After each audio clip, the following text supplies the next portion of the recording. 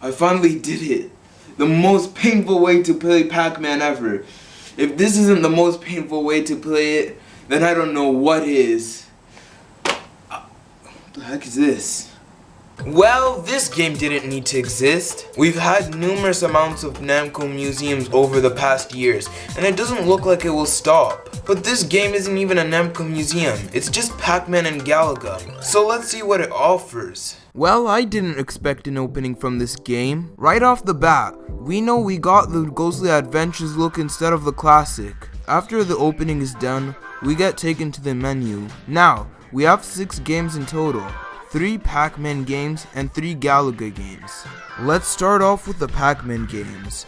So there's a level-based Pac-Man game and 2 arcade Pac-Man games. Pac-Man Tilt is a platformer. Yeah. You tilt the 3DS to help Pac-Man get to where he needs to be. He could start rolling if you tilt the 3DS far enough, and it's a good travel option. There are other reasons you need to tilt, like for these platforms that can only move if you tilt the 3DS. There's also a button on the touchscreen where you can use your power pellets that you consumed. Yeah, for whatever reason, power pellets in this game doesn't act like an invincibility power-up.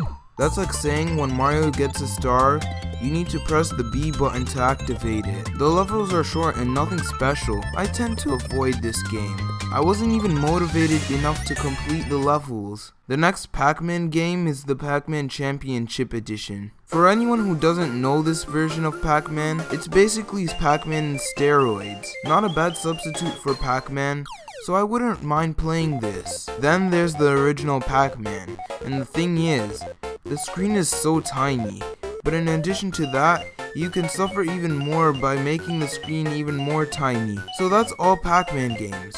So what about Galaga? First up, we have Galaga 3D Impact. It's kinda mediocre for a Galaga game. For whatever reason, it's a first-person shooter where you aim with tilt controls, but you can also aim with the circle pad. It's better to play with tilt controls though because you can aim more precisely and faster. There are stages, and to be honest, I didn't expect a Galaga game to be level-based. This kind of feels like one of those arcade games.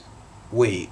Next up we have Galaga Legions. This is just like Pac-Man Championship Edition, where there are billions of bugs coming at you. You have 2 other ships that help you, and later you can get enemies to help you, but until they die. Well, that explains why you get 5 lives. This isn't a bad game by any means, but I still prefer the original. Speaking of the original, that's the last game here. It's just Galaga, but on a smaller screen.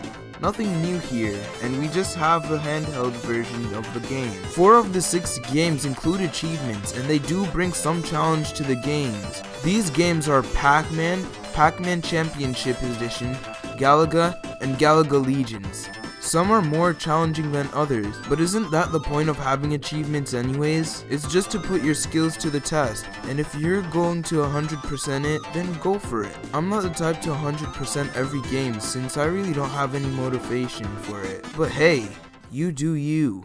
Pac-Man and Galaga Dimensions isn't a bad game, but we really didn't need it. We've got a bunch of substitutes if you solely want to play the original Pac-Man or Galaga. However, this game did bring exclusive games like Pac-Man Tilt and Galaga 3D Impact, but they could have just sold it separately in the eShop for like $5. But the reason they didn't do that is probably because it would have not sold as much as this did. We recently just got a new Namco Museum for the Switch, and that's better than this game. And no other Pac-Man game is as painful to play as than this game.